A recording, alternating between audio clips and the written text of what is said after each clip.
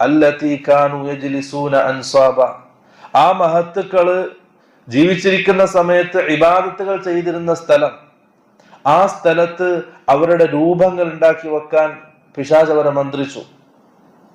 വസമ്മൂഹാ ബിഅസ്മാഇഹിം, എന്നിട്ട് ആ മഹത്തുക്കളുടെ അതേ പേരിൽ തന്നെ ആ വിഗ്രഹങ്ങളെയും വിളിക്കാൻ പിശാച് അവരെ മന്ത്രിച്ചു. ഫഫഅലു, അവർ അത് ചെയ്തു, ആ സമൂഹം അത് ചെയ്തു.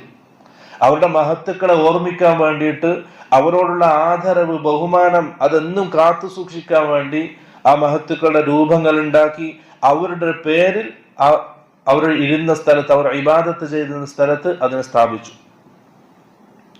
ഫലം തുഅബദ്, അന്നൊന്നും ആ വിഗ്രഹങ്ങൾ, ആ രൂപങ്ങൾ ആരാധിക്കപ്പെട്ടിരുന്നില്ല, അവകൾക്ക് മുമ്പിൽ ഇബാദത്തുകൾ ചെയ്യപ്പെട്ടിരുന്നില്ല.